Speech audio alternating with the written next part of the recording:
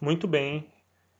Com relação às etapas de modelagem, esses são os principais passos de qualquer tipo de modelagem matemática que vocês possam fazer, tá ok? Então vamos lá. Uma vez definido o objetivo ou os objetivos da modelagem, você vai seguir para o primeiro passo, que é a concepção do modelo. Depois, selecionar o tipo de modelo a ser aplicado. Sobre esse item nós vamos ver na aula número 2, mais especificamente em tipos de modelos hidrológicos, tá ok?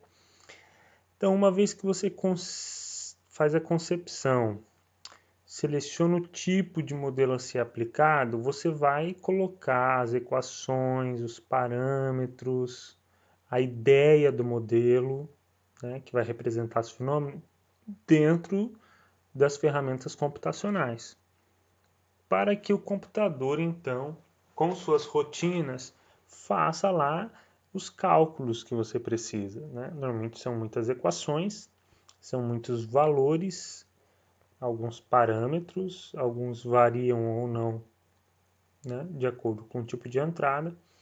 E aí você precisa do computador, então, que vai conseguir fazer os cálculos mais rápidos para você. Muito bem. Depois de colocar o modelo no computador, você então precisa, e uma vez ajustado, você precisa fazer o que nós chamamos de calibração e verificação, que é basicamente ajustar os valores dos parâmetros do modelo para que ele tente representar o melhor possível a realidade observada. Né? Ou seja, os dados simulados têm que tentar representar com o menor erro possível os dados observados. Depois disso vem uma outra etapa que é a validação, tá ok? Essa validação é uma etapa muito parecida com a de verificação e calibração, só que aqui nessa calibração e verificação a gente utiliza primeiro um conjunto de dados experimentais. E aí para a validação a gente usa um outro conjunto de dados coletados, né, para verificar se aquele modelo de fato está se adequando ao fenômeno modelado. E aí a gente começa a aplicar esse modelo, uma vez que ele está calibrado e validado para aquele tipo de fenômeno, para aquela situação, a gente pode utilizar ele para gerar cenário, fazer pesquisa de otimização dos processos, verificar se aquela condição pode ser melhorada, né, em função aí do uso do modelo. Tá? Ou seja, o modelo pode nos dar suporte para a tomada de decisão da mudança ou não de alguma estrutura, né, de alguma realidade. É importante ainda fazer o que nós chamamos de análise de sensibilidade. Não é? Essa análise de sensibilidade ela vai tentar verificar quais são os principais parâmetros ou qual o principal parâmetro modelo que mais afeta o resultado do modelo. Ou seja, o meu modelo ele é mais sensível em função de qual parâmetro. Por exemplo, o que a gente estava discutindo antes. Será que um modelo para simular autodepuração que leve em conta o KD e o K2, esse modelo ele é mais sensível ao KD ou ao K2? Ou seja, uma pequena alteração no valor de KD vai alterar de forma mais rápida, de forma mais ampla, de forma mais decisiva o resultado da concentração de oxigênio dissolvido ou o outro parâmetro. Né? Então eu posso escolher. Ora, se é o K2 que, se ao sofrer uma pequena variação, altera de forma mais abrupta, de forma mais decisiva, de forma mais importante o resultado da concentração de oxigênio, então o K2, então o modelo é mais sensível ao K2. Por outro lado, se o KD sofrer uma pequena variação e essa variação ela se observa de forma muito clara, importante, ou seja, gera uma resposta, uma saída diferente na concentração do oxigênio dissolvido, então o KD tem aí maior influência no modelo, ou seja, o modelo é mais sensível ao KD. Tá claro isso? Vamos lá. Então vamos falar primeiro de concepção. Ora, o que é a concepção? A concepção é a gente conseguir entender o que é que nós queremos modelar. Então nós temos que definir bem os objetivos da modelagem, e a concepção é dizer, olha, nós queremos representar esse fenômeno. Então a gente tem que ter claro qual que é o nosso fenômeno de interesse e o que é que nós vamos fazer para representar um fenômeno, né? Listar as principais características do fenômeno para tentar entender como é que esse fenômeno pode ser descrito.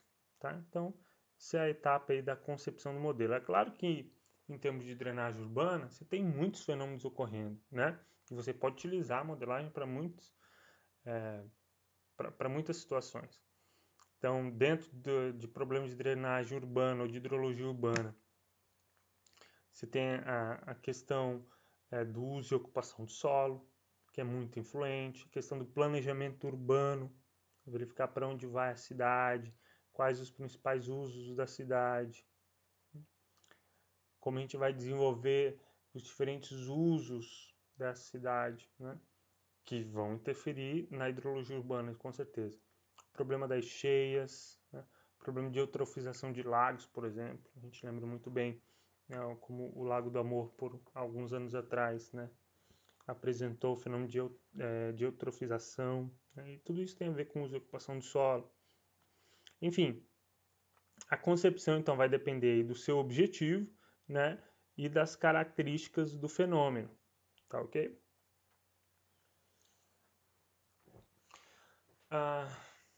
Dentro ainda da ideia de concepção, depois que nós listarmos as principais características do modelo, a gente tem que tentar verificar onde é que nós podemos simplificar esse modelo, né? Bem como formular hipóteses, né? Por exemplo, o exemplo que nós estávamos trabalhando, da autodepuração, ele basicamente refere-se ao quê? Ao balanço de oxigênio dissolvido na água, não é isso? Nós tínhamos lá enunciado que o K2, coeficiente de reação, e o KD, coeficiente de desoxigenação, poderiam representar muito bem o fenômeno. Mas se a gente olhar com mais cuidado, esse fenômeno ele é muito mais complexo, né? Então você tem aqui a superfície de um ambiente aquático, né? Pode ser o rio, por exemplo. Você tem o fenômeno da reação atmosférica que está trocando oxigênio dissolvido. Você tem ainda a geração de oxigênio dissolvido a partir da fotossíntese. Você tem consumo de oxigênio dissolvido a partir do processo de nitrificação, né? Feito pelas bactérias, conversão de nitrogênio. Você tem o consumo de oxigênio dissolvido pela chamada demanda bentônica, que refere-se à demanda de oxigênio dissolvido no lodo de fundo, normalmente dos canais, né, ou dos lagos. Você pode ter uma DBO suspensa e ela pode sedimentar, por exemplo, ela sai do seio do fluido, né, reduzida aqui do seio do fluido, mais sedimento. Ao mesmo passo que você pode ter o revolvimento desse fundo, onde tem esse lodo, isso incrementa a DBO aqui, vai exigir mais oxigênio dissolvido. E você tem ainda a DBO solúvel ou finamente particulado, que é aquela que está ali em solução no corpo hídrico. Então, observe, são muitas variáveis aqui, né? Por exemplo, a fotossíntese tem a ver com as algas presentes, né, na água. E aí, então aqui já tem um aspecto biológico importantíssimo. Então observem que é complexo. É claro que a partir dessa complexidade nós vamos tentar verificar quais são aí as possíveis simplificações para que a gente possa desenvolver um modelo. Isso é concepção do modelo, né? A simplificação faz parte da ideia de concepção.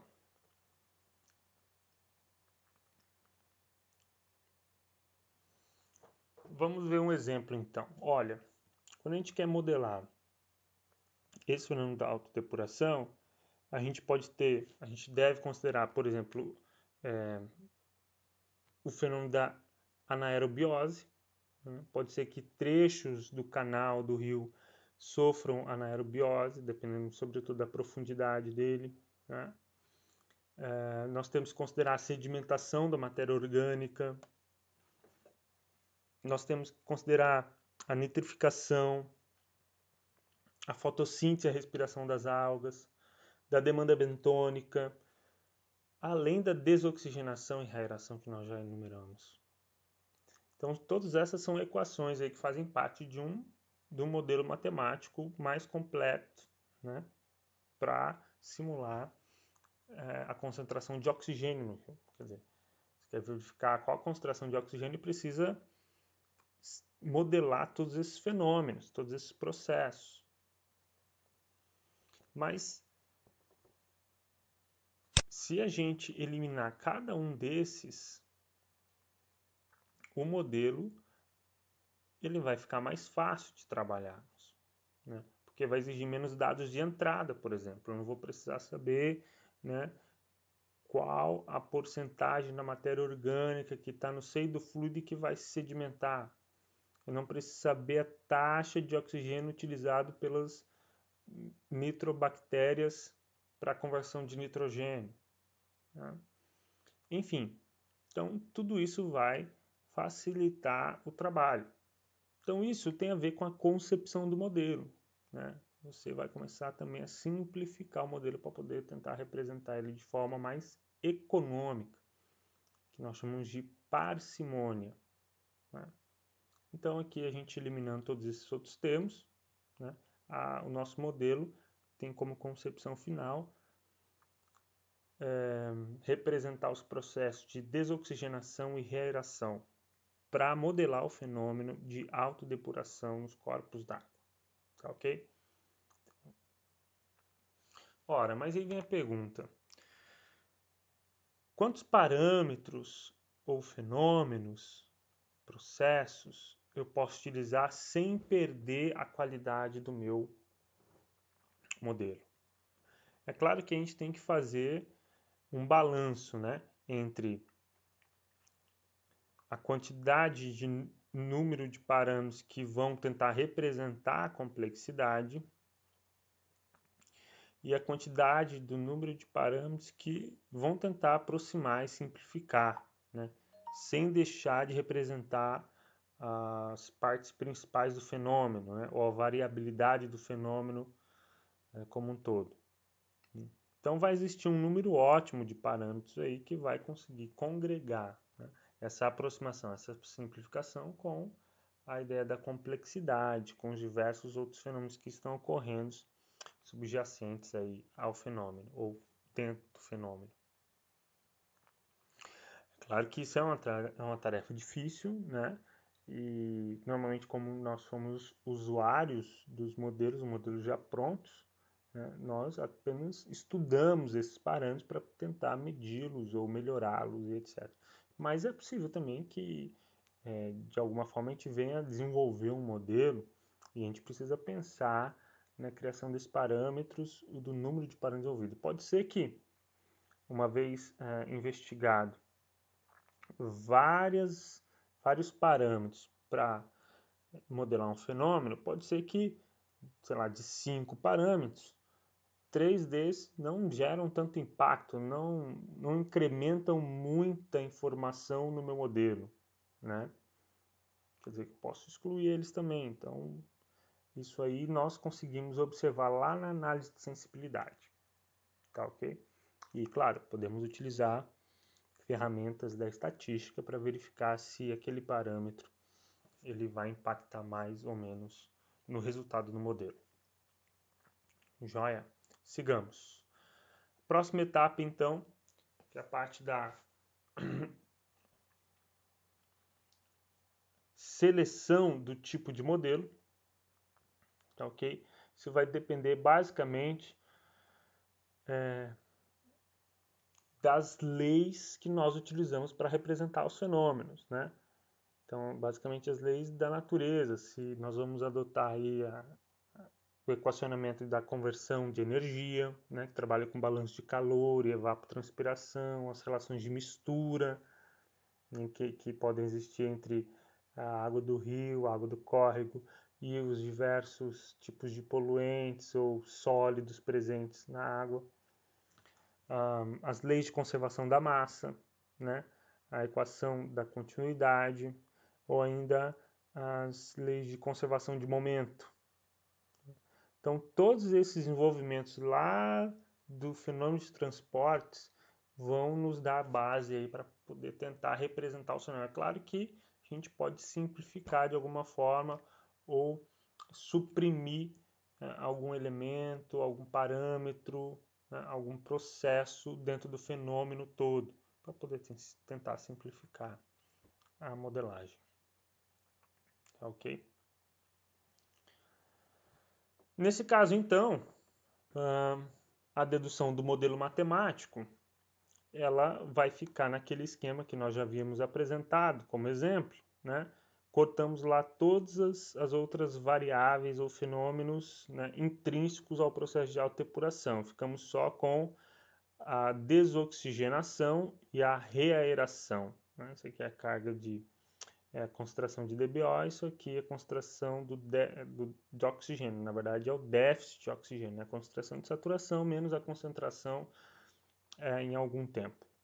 Então, a variação do déficit depende da quantidade de oxigênio que está sendo consumida, desoxigenação, né? Menos a quantidade de oxigênio, a parte de oxigênio que está sendo gerada, né? Que está sendo a parte que está sendo reaerada, digamos assim.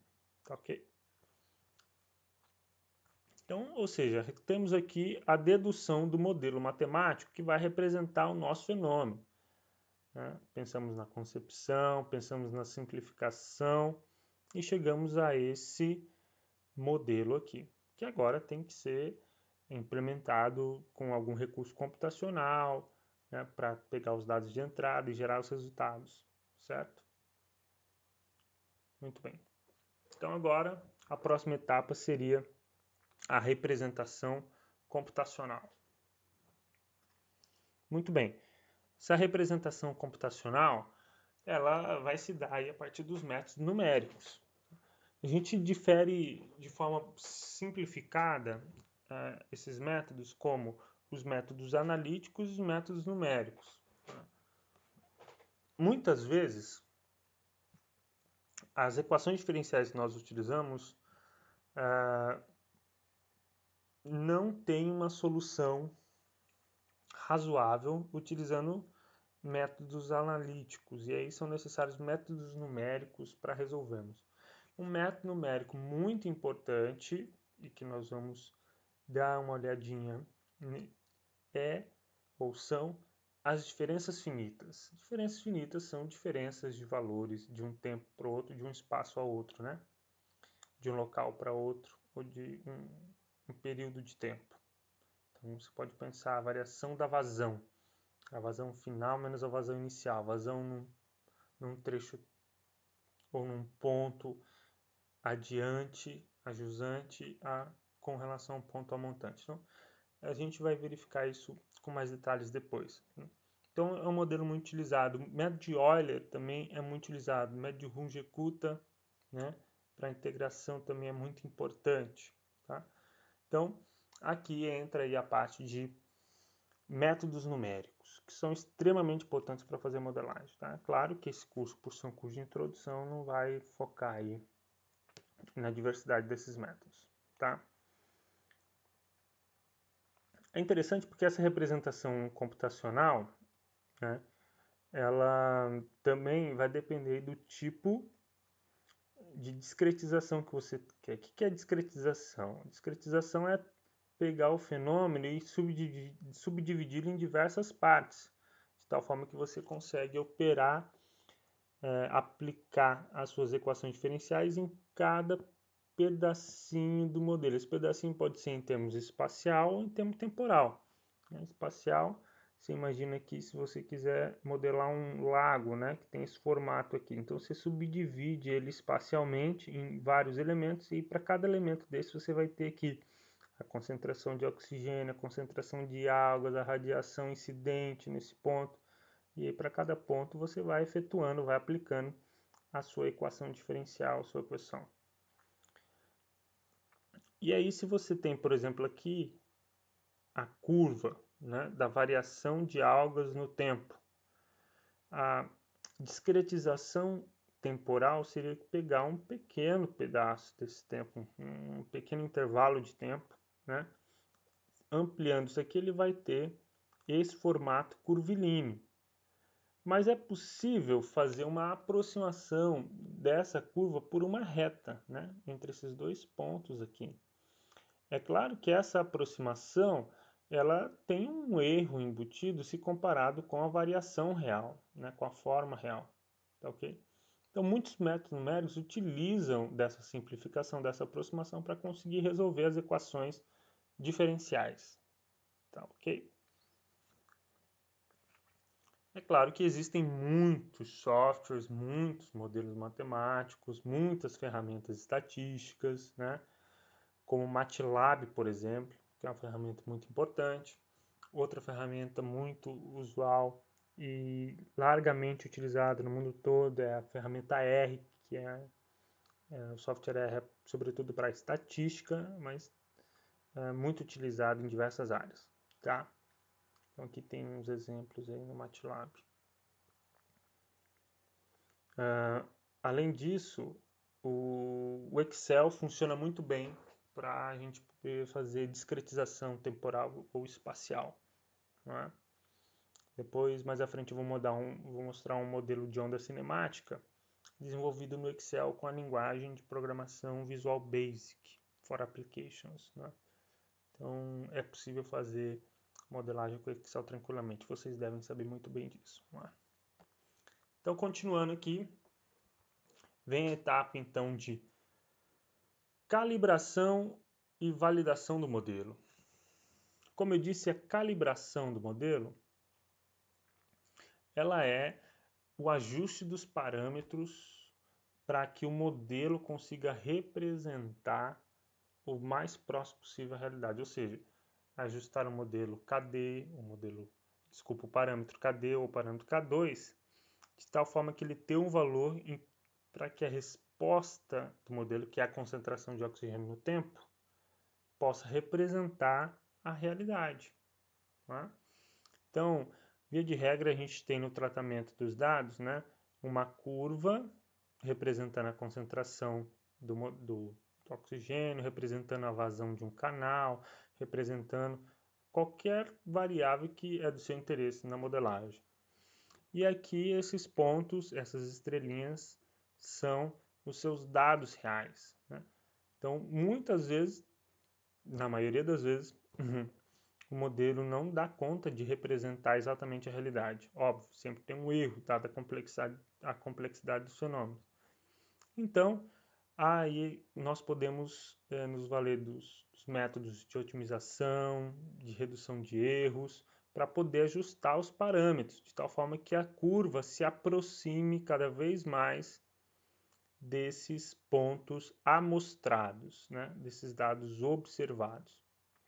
E aí eu posso utilizar um período dos dados, uma parcela dos dados para fazer a calibração e a outra parte dos dados para fazer o que nós chamamos de validação.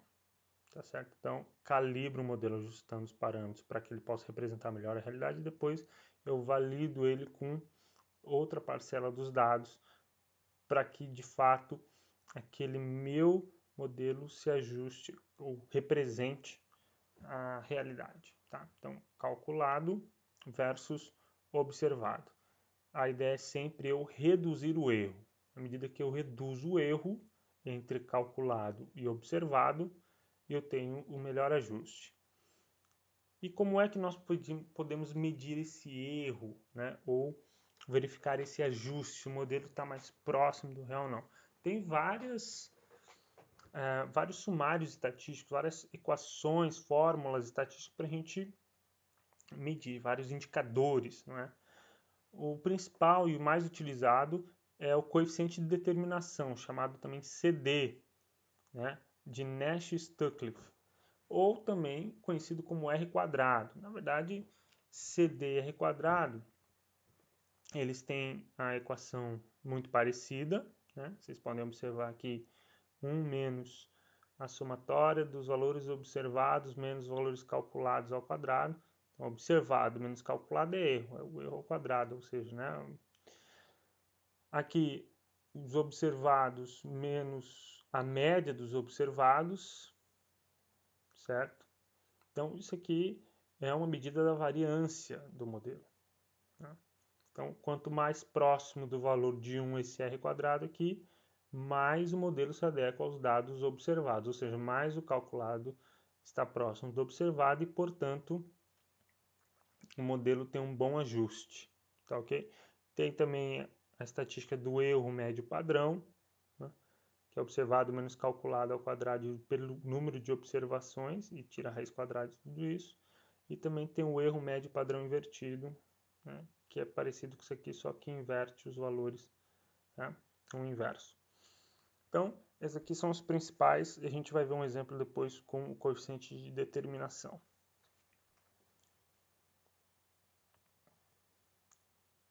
Seguindo, então, nesse nosso fluxograma das etapas da modelagem, nós vamos para a aplicação do modelo, né? Então, uma vez que o modelo é aplicado, você pode ter aqui a curva, né, do oxigênio dissolvido, como é no caso do nosso exemplo. Aqui tem a curva verde sem calibração, observem.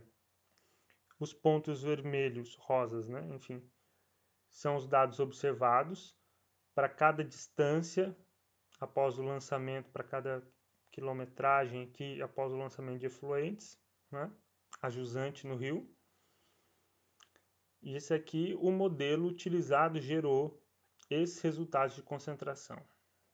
Para cada quilômetro aqui eu tenho um valor, né, correspondente de concentração de oxigênio. Observem como a curva verde está muito distante dos pontos de dados observados. Então a gente precisa alterar os valores dos parâmetros, no caso KD e K2, para conseguir que a curva se ajuste melhor aos dados. Se a curva se ajustar melhor aos dados observados, quer dizer que o modelo está se ajustando melhor e, portanto, ele vai representar melhor a realidade. Então, feito isso na calibração, com a validação, a gente pode começar a aplicar o modelo, né? Aqui tem uma outra forma de visualizar bidimensional, né? Os valores de K2 e K1, a variação deles e o que isso vai gerar no resultado do modelo, né? Muito bem. Ok. Então, uma vez calibrado esse modelo, a gente pode começar a utilizar ele para simulação de cenários, né? Simulação é justamente o processo de utilização do modelo. Tá ok? Na simulação, existem, em geral, 3 fases que são classificadas como estimativa, ajuste, verificação e previsão. Via de regra, a gente vai estar sempre buscando fazer uma previsão e geração de cenários, né? Um exemplo aqui.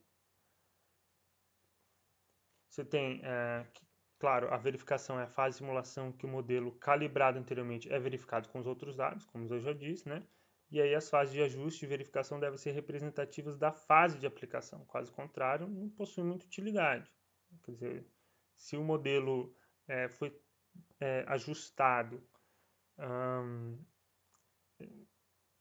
para uma determinada situação e está sendo aplicado, né, para representar esse fenômeno, ele tem que ser verificado. Você tem que fazer as estatísticas e dizer, olha, de fato ele se aplica a essa situação, né? Aplico novamente o modelo, depois de calibrado, para verificar se ele está conseguindo reproduzir, certo? O fenômeno de forma equivalente com o real. Tá? Como aqui a gente pode ter, né? diferentes profundidades de escoamento, às vezes ocorre o fato de que você ajustou o modelo aqui para um nível de inundação do vale, do córrego, só que aí depois quando vem fenômenos de chuvas intensas ou de períodos com maior nível de chuvas, eles extrapolam aquelas condições em que você tinha ajustado o modelo, aí você pode ser que o modelo ajustado não se aplique mais a essa situação. Então você tem que considerar novos dados e reajustar o modelo. Certo? Então, vamos para o exemplo 2 aqui com reservatório linear simples.